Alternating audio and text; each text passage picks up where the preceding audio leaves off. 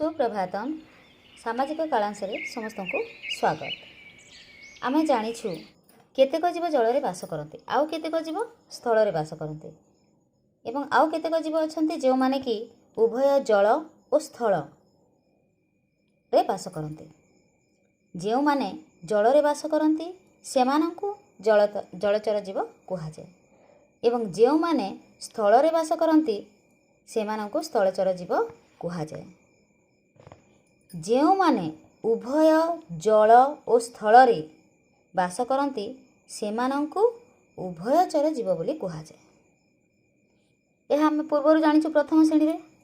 तो जलचर जीव माने कूଅ पोखरी गाड़िया नदी समुद्र ह्रद इत्यादि रे बास करती। एही भली जल रे बास करुथबा केतेक जीव मानकर आमे ना समस्त जानिथिबा। तो से माने हेले माछ चिंगुड़ी कंकड़ा बेंग साप ऑक्टोपस गेंडा शंख शामुका कईछ कुंभीर इत्यादि विभिन्न प्रकार माछ अछंती जेमिति डॉल्फिन सिंगी मागुर तिमी इत्यादि। एमानक मध्यरु केतेक कूଅ केतेक पोखरी केतेक नदी केतेक समुद्र आउ केतेक ह्रद रे बास करंती। सेही भली एई माछ मानंकु खाइबा पई तथा जलचर जीव मानंकु खाइबा पई केते गुडी पक्षी थांती।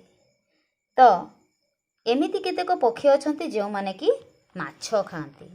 सेही पक्षी मानकर नाम हैला बग माछरंका शंखचिल पाणीकुआ।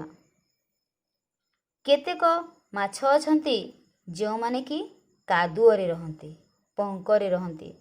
देखिथिबो छोट छोट गाड़िया मानकरे जेउठी कादुओ अंश थाए सेठी केते गुडिए माछ देखा जांती।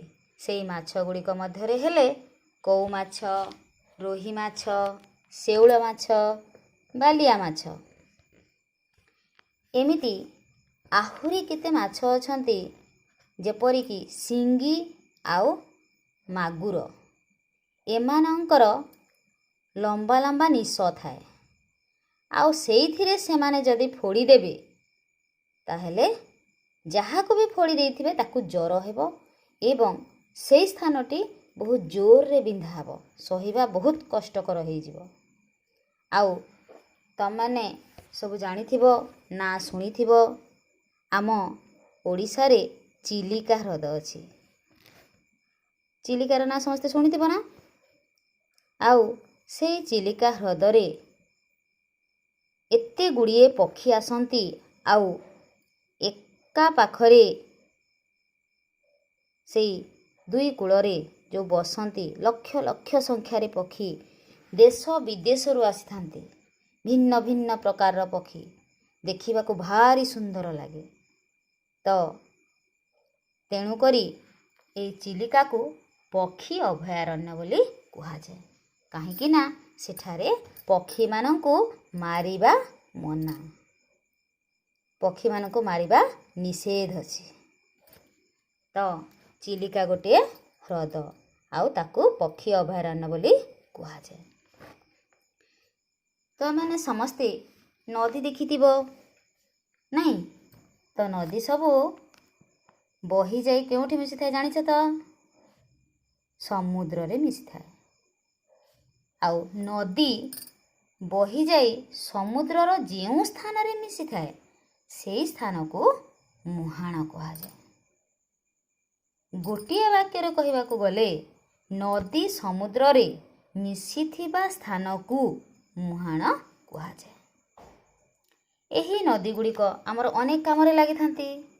आमे समस्त जानिछे अनेक उपकार लागि थाए।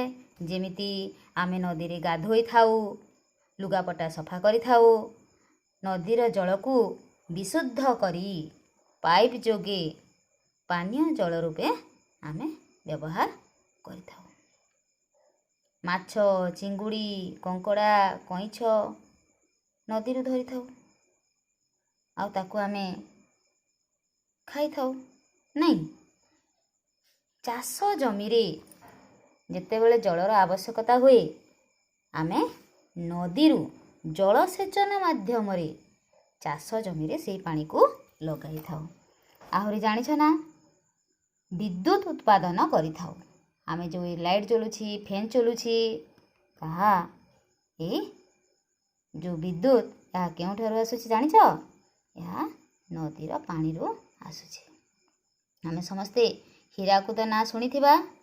ହୀରାକୁଦ ଗୋଟେ ନଦୀ ବନ୍ଧ, ସେଇଠିରେ ଯେଉଁ ବନ୍ଧ ବନ୍ଧା ଯାଇଛି ସେଇଠିରୁ ବିଦ୍ୟୁତ୍ ଉତ୍ପାଦନ କରାଯାଉଛି। ତ ଏହିଭଳି ଆମେ ନଦୀରୁ ଅନେକ ଗୁଡ଼ିଏ ଉପକାର ପାଇଥାଉ। ତ ଆମେ କେତେ କଥା ଜାଣିଲେ। ତ ତୁମକୁ କିଛି ନୋଟ୍ ଦିଆଯିବ, ତାକୁ ଆମେ ଲେଖିବା ଏବଂ ପଢ଼ିବା।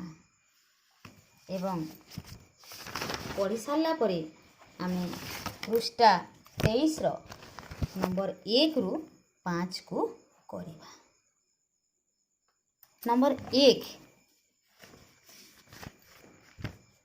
1ରୁ 5 ଯେତେ ଗୁଡ଼ିଏ ବି ନମ୍ବର ଅଛି ସେଗୁଡ଼ିକ ଆମର ନୋଟ୍ରେ ଦିଆଯାଇଛି, ତାର ଉତ୍ତର ଅଛି। ତେଣୁକରି ନୋଟ୍ରୁ ପଢ଼ିକି ଆମେ ଉତ୍ତର ଲେଖିପାରିବା।